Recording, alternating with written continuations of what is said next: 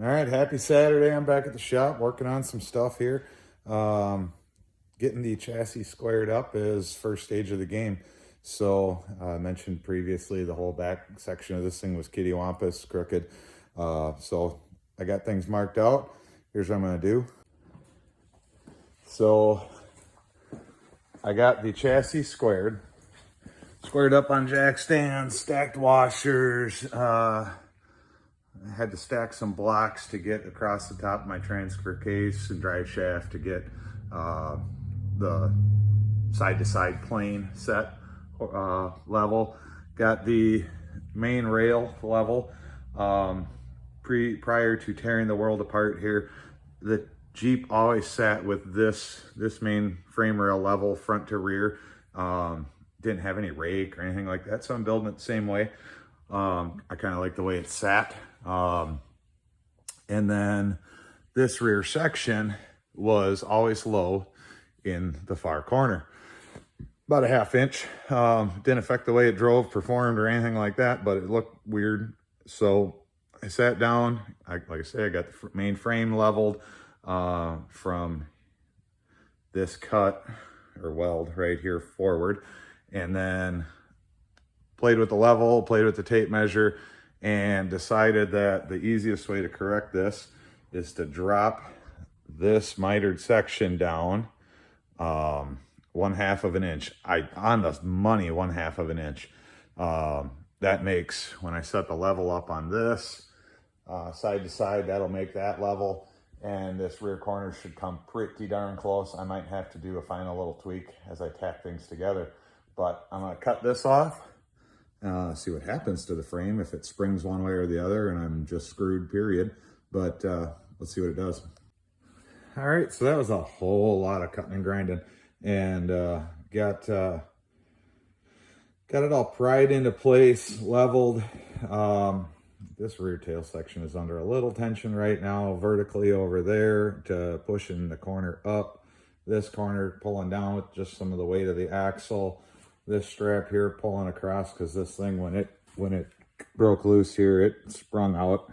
So yeah, that was 2 hours of grinding that booger job weld situation out of there. That somebody, well, it was a little bit of me and a little bit of somebody else, but so yeah, that's squared up. It's squared up about as good as it can get. I'm gonna tack it and take a look at it, measure it one more time. I've got a weld here actually for my 4-link that I never was able to get in there and weld the way the body was sitting on it. So taking the opportunity to make that right now. And that was also part of the frame. They used this 4-link bracket to reinforce this joint here when I had to extend the tubing. So yeah, I think I'm ready to burn some metal. All right, so I got the whole tail welded up. It's within 1/8 of an inch, 3/16 of an inch. It's the best it's ever been, and I can flex the chassis just a little bit when I'm putting the tail section of the cage into it to, square things up. So I'm happy with that. At this point, that's about as much as I can ask for out of that. One thing I always do when I'm welding is I put earplugs in, and voila, earplugs. While I was welding that in, a chunk of weld spatter, BB, ran around in my ear, and it didn't melt this earplug, but melted the other one that I ended up sticking back in the other ear. So anytime you're welding, throw some earplugs in. Acquaintance of mine, a handful of years back, was actually standing at a bench welding, and a weld BB jumped up into his ear, lost his hearing in that ear. So glasses, welding hood, something to protect your ear holes is always good. So we got that welded in. Like I say, this is squared up. That's all welded up in that area. I got the welds on top of this. I'll tell you what, that I'm running a Eastwood MiG 175, and once you land into the settings, this thing burns really good, especially in this 3/16 gauge material. Been really happy with it.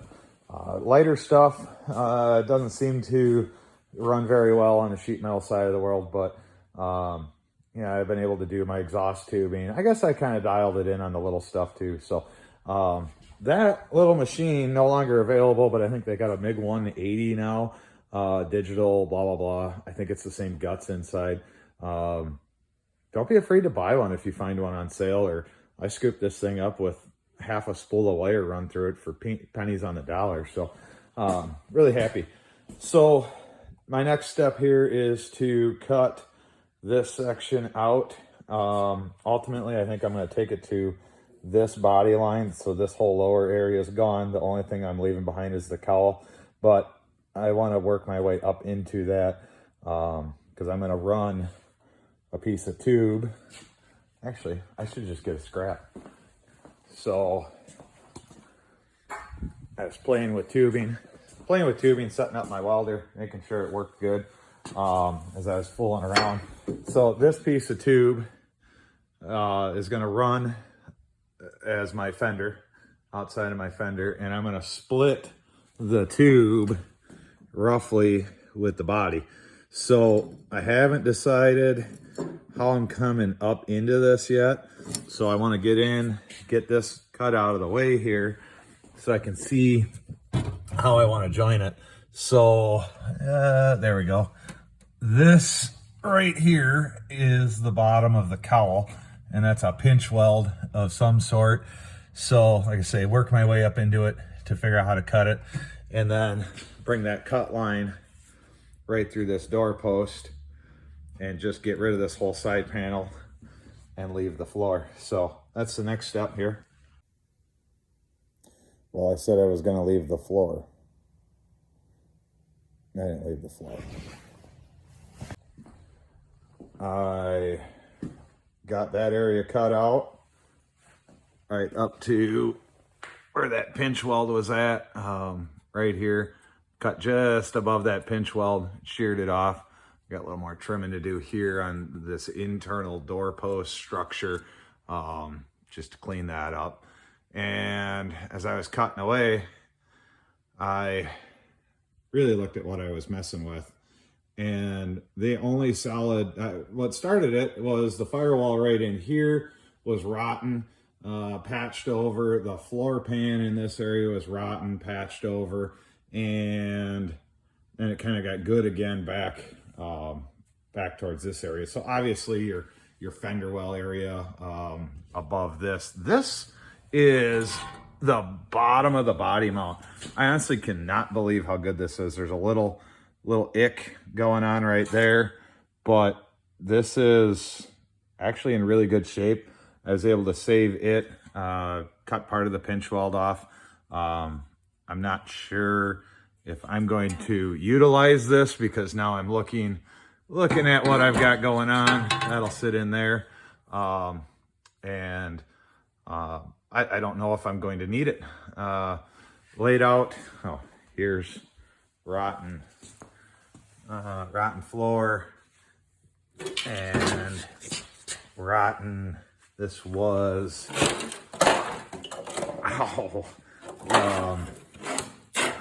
the bottom of the firewall. There's where the heater hoses went in years ago. So I just cut back to good metal. As I was poking around at this, I had intended to try to split this part off here and then cut back. Actually, you can see my cut line where I marked it 1 inch back to center it in my 3/4 tube, or 1 3/4 tube after I put tabs and stuff in. So I started looking at it. I'm like, I'm just messing with junk. The top side, this is, I'm going to say Jeep screwed the pooch on this one. That cut right there is where that lower body mount came off, but they had turned that up and that captured all the garbage for all the years. Water sat on that and rotted this out, which is what rotted out that floor. So, obviously there's a lot more that rotted out that floor. It's 1986, but, so I just decided to say, screw it, cut it out. This thing's garbage. So, I'm already making some floor pan parts anyhow. So I might as well just get rid of all the rust. Do it once, do it right. And rather than, you know, come back a couple years from now. So I left myself an area to be able to stack a little sheet metal and weld into the original floor and tunnel. That's all really solid. So I got past there. This area right here, this is still good clean metal. All of this here, once I grind the gack off of it, is good clean metal. So the rust and the garbage is gone. And I figure I'm just gonna lay a panel in there and build that back out. And I intended to just come down from the top and join it in to this as a one piece. But now I started sitting back, lined up some tubing, just some scrap I had sitting around, and set the level of this, well, I guess I'd call it a sill plate. So I gotta stare at this a little longer, but I'm about wrapped up. Got the floor swept, heat turned off, staring at it, looking at the giant hole now in the floor pans and firewalls. It's like one step forward, 3 steps back, but this will make it turn out a lot nicer than kind of what I was originally intending. So this entire project has been that way. You know, every time I start into it, I start in with, you know, this will be pretty straightforward project. You know, I'm going to do X, Y, Z, or ABC. And then I get into it and I do a 8.1, 8.2. Then I get to part B, and part B turns into a 5-step project, rather than just one straight shot. So, but every time I've stepped back, paused, and done it right, it's made for a better Jeep. So that's it. Heat's off. Do something cool. Thanks for watching.